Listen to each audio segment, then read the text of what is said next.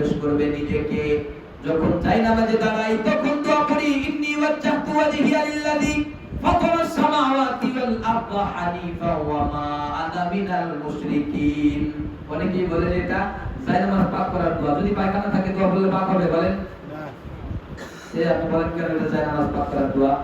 জায়নামাজ পাক করার দোয়া না, এটা হলো আল্লাহর দিকে মনোনিবেশ করার দোয়া। মনে রাখবেন আজকে থেকে। এটা কিসের দোয়া বলেন? আল্লাহর দিকে নিজের মনকে স্থির করার দোয়া হলো ইন্নী ওয়াজ্জাহতু ওয়াজহিয়া লিল্লাযী ফাতারাস সামাওয়াতি ওয়াল আরদা হানিফা ওয়া মা আনা মিনাল মুশরিকিন। নিখুঁতভাবে সৃষ্টি করেছেন যে রব, সেই রবের দিকে আমার দিকটাকে স্থির করছি। এটা হলো এর অর্থ।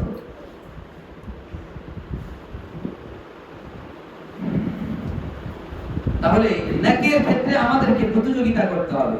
মদ কাজে আমাদের যত প্রতিযোগিতা, মদ কে কয় গ্লাস খাইতে পারে এটা প্রতিযোগিতা, কে কত চুরি করতে পারে এটা নিয়ে প্রতিযোগিতা, ঘুষ কে কত খাইতে পারে এটা নিয়ে প্রতিযোগিতা, বাড়ি কার কয়টা হলো এটা নিয়ে প্রতিযোগিতা। কিন্তু রোজে নামাজ পড়তে প্রতিযোগিতা করতে বলেছেন, এটা কোথায়? নাই। ভালো কাজ করতে যে প্রতিযোগিতা করতে বলেছেন, এটা কোথায়? যখন এই কিছু মানুষ এই কাজটাকে সামনে ধরে এটাকে উদ্দেশ্য বানিয়ে সামনের দিকে চলতে থাকে, তখন এদেরকে কোনো শয়তান আছে এদেরকে বাধা দেয়। লোক দেখানো, লোক দেখাচ্ছে, মানুষদেরকে দেখাচ্ছে আমি ভালো কাজ করি। কেন আপনি এমন বলবেন কেন? এটা বলার অধিকার তো আমার নাই, এটা বলার অধিকার তো আপনার নাই। ভালো কাজ করতেছে কেন করতেছে? আল্লাহর জন্য করে থাকলে আল্লাহ তাকে সওয়াব দেবে, আর যদি মানুষকে দেখানোর জন্য করে তাহলে সেটার প্রাপ্তিও আল্লাহ তাকে দেবে। আপনি এই কথা বলেন কেন? আমি এই কথা বলবো কেন? আল্লাহ বুঝদান করেন, বলে আমিন।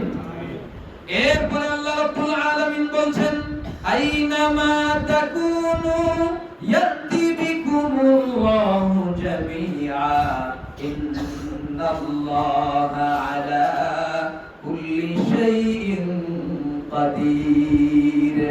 ও নবী শুনেন, আইনামা তাকুনু, আপনি এবং পৃথিবীর সমস্ত মানুষ যেখানেই থাকেন আল্লাহ বের করে একত্রিত করে ময়দানে মাহশারে আবার আল্লাহ এগুলোকে পুনরুত্থান করবেন, এগুলোকে জাগাবেন, একত্রিত করবেন।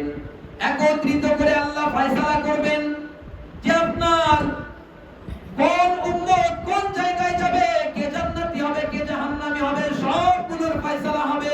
এটার মধ্যে কারুনও থাকবে, নমরুদও থাকবে, আবু জেহেল, উতবা, সাইবা সবাই থাকবে, প্রভাবশালী প্রতাপশালী যারা আছে সবাই থাকবে।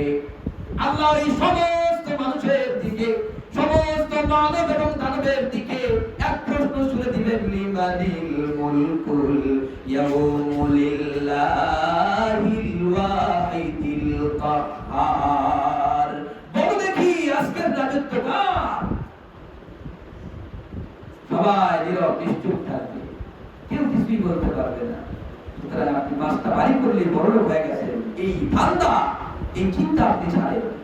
গরিবের উপর যত প্রকার আঘাত আছে ওটা আপনি করছেন 2 টাকার বলে। কারণ টাকা পয়সা এমন ছিল, ওর গোডাউনের চাবিগুলো বহন করতে এক জামাত লাগতো, এক দল লাগতো। গোডাউনের চাবি আপনার কয়টা গোডাউনের কয়টা চাবি আছে? কয়টা? সবগুলো তো একই হাতের মধ্যে বহন করা যায়, এত লোক লাগে না, কিন্তু এক দল লাগতো। ধরেছেন? আল্লাহকে ধরেছেন। আরে নমরুদকে আল্লাহ বসিয়ে দিয়েছেন একদম। তাহলে আপনার 2 টাকা হয়ে গেলে আপনি কিসের দম্ভ করেন?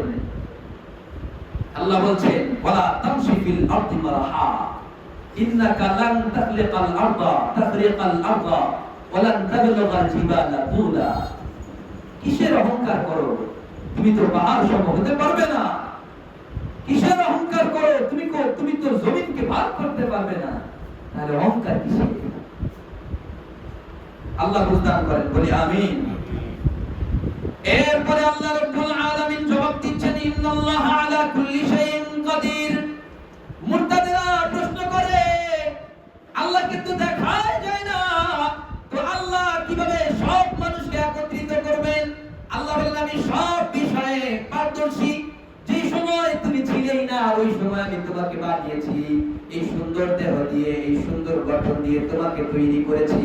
এখন তো তুমি আছো, তোমাকে যখন পচিয়ে ফেলবো, ওই পচা মাটি থেকে আর পচা শরীরটাকে বেছে এটাকে আলাদা করাটা আমি আল্লাহর কাছে একেবারে ইজি, সহজ। কারণ হলো তুমি যেই সময় ছিলে না ওই সময় আমি তোমাকে অস্তিত্ব দিয়েছি। আমি সব বিষয়ে আমি সব বিষয়ে ক্ষমতাবান। সুতরাং কোন বিষয় যদি আমি আল্লাহকে অজ্ঞ মনে করো, তোমার মতো অজ্ঞ আর দুনিয়ার জমিনে কেউ নাই।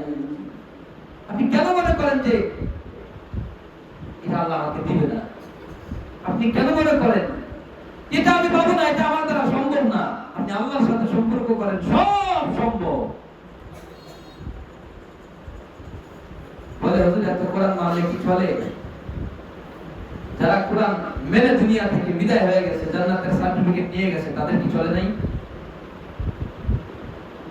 তারাও তো মানুষ ছিল, তাদেরও তো পরিবার ছিল, তাদের তো স্ত্রী ছিল, তাদেরও তো সন্তান ছিল, তাদেরও তো বংশ ছিল। সব যদি তাদের চলে থাকে, আমাদের কেন চলে না? এটা আমাদের বানানো কথা, বানানো চিন্তা। আল্লাহ আমাদেরকে বুঝদান করেন, বলি আমিন। এরপরে আল্লাহ রাব্বুল আলামিন বলেন, ومن حيث خرجت فول وجهك شطر المسجد الحرام وإنه للحق من ربك وما الله بغافل عما تعملون। ও রাসূল, আপনি যেখানেই থাকেন না কেন, আপনার চেহারাটা মসজিদে হারামের দিকে ফিরান। সাহাবায়ে কেরামকে আদেশ করে দেন, ওরা যেন এখন থেকে মসজিদে হারামের দিকে নামাজ পড়ে। আর বাইতুল মুকাদ্দাস কিবলা নাই, কিবলাকে আমি পরিবর্তন করে দিয়েছি, আপনার চাহিদা আমি পূর্ণ করেছি। ওয়া ইন্নাহু লাল হাক্কু মির রাব্বিক, আর এটা আপনার প্রতিপালকের পক্ষ থেকে চূড়ান্ত বার্তা। ওয়া আল্লাহু বিগাফিলিন আম্মা তা'মালুন। এই হুকুমের তাবেদার যারা হবে, এই হুকুম যারা পালন করবে, তামিল করবে, আমি আল্লাহ তাদের সাথে আছি, তাদের সম্পর্কে জানি। আর যারা এই হুকুমটাকে পালন করবে না, পরিপূর্ণ করবে না, আদেশটাকে বাস্তবায়ন করবে না, আমি আল্লাহ তাদের সম্পর্কেও জানি। সুতরাং কোনটা কে করবে, কোনটা কে করবে না, তাদের চিন্তায় আমি আল্লাহ ছেড়ে দিলাম। আপনি কোনটা করবেন, ভালোটা করবেন না মন্দটা করবেন, আল্লাহ আপনাকে ইখতিয়ার দিয়েছেন, কিন্তু ধরা হবে। আল্লাহ বলেন, আমি দুটো রাস্তা করেছি, একটা হলো সৎ, আর একটা পথ। যদি সৎ পথে চলো তাহলে আমি তোমাদেরকে পুরস্কার দেব, আর যদি তোমরা পথ পথে চলো তাহলে তিরস্কারের লানতের কক আমি তোমাদের গলায় ঝুলিয়ে দেব। সব ঠিক আছে, আপনি চাইলে ভালো করবেন, চাইলে মন্দ করবেন, কিন্তু ধরা হবে আপনাকে। আপনি এটা ভাববেন না যে আপনাকে ধরা হবে না। কেমন শক্তিশালী রব, কেমন কুদরতওয়ালা, কেমন ক্ষমতার অধিকারী, সব পারে। সাত আসমান, ভাবেন আপনি একটা বিল্ডিং বানাইতে কতগুলো খুঁটি লাগে, মানে পিলার লাগে, আবার সাইডের দেয়াল ছাড়া হয় না। রব এই পুরো পৃথিবীটাকে বিনা সুতায়, বিনা খুঁটিতে আল্লাহ হাজার হাজার বছর আগে থেকে, কত হাজার বছর আগে থেকে যে আল্লাহ এটা বানিয়েছে। বিজ্ঞান বলে যে এত হাজার বছর, কিন্তু তারা জানে কিভাবে ছিল ওই সময়,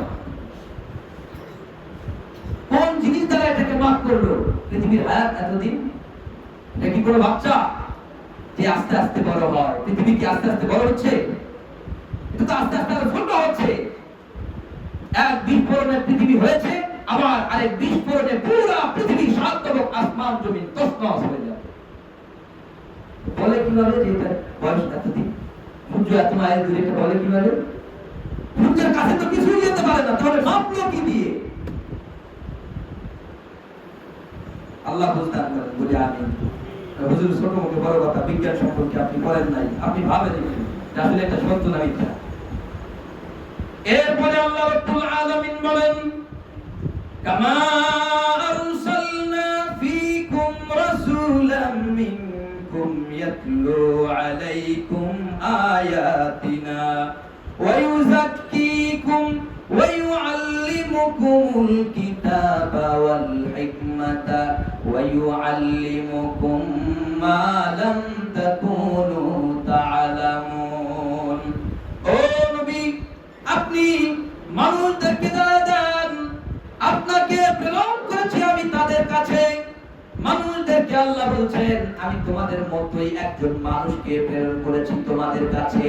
তোমাদের মতোই মানুষ, যেই রকম তোমাদের দুটো চোখ আছে, যেই রকম তোমাদের দুটো পা আছে, যেই রকম তোমাদের মস্তিষ্ক দেমাগ আছে, যেই রকম তোমাদের মুখ আছে, আহার করতে পারো, হাত আছে ধরতে পারো, রাসূল ধরতে পারতেন, যেই রকম তোমাদের স্ত্রী আছে তার স্ত্রী ছিল, যেই রকম ভাবে তোমাদের পরিবার আছে তার পরিবার ছিল, তোমাদের মধ্য থেকে তোমাদেরই মতো একজন মানুষ আমি নবী হিসাবে প্রেরণ করেছি। তার কাজ হলো সে তোমাদেরকে কোরআন পড়ে শোনাবে, কিতাব পড়ে শোনাবে, হেদায়েতের বাণীগুলো তোমাদের কাছে পৌঁছাবে, ভালো কথাগুলো তোমাদেরকে জানাবে, মন্দ পথগুলো তোমাদেরকে বলে দেবে, ভালো মতগুলো তোমাদেরকে বলে দেবে। এই জন্য আমি রাসূলকে তোমাদের মধ্য থেকেই তোমাদেরই মতো একজন মানুষকে রাসূল বানিয়ে পাঠিয়েছি।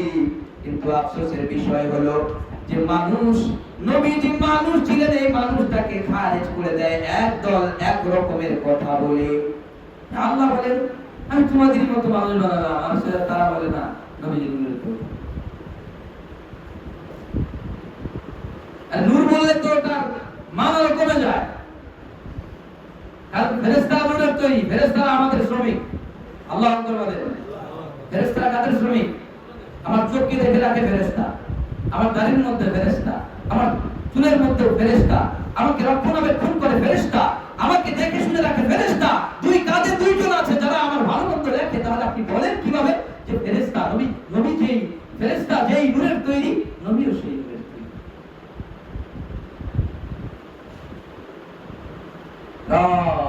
আমাদেরকে বুঝদান করে বলি আমি, কোরআন যেটা বলে কোরআনের বাহিরে যায় না। আল্লাহ আমাদেরকে বুঝদান করেন। আমরা আজকে শেষ করলাম সূরাতুল বাকারার 25 নম্বর আয়াত। আগামী জুমাতে ইনশাআল্লাহ 51 নম্বর আয়াত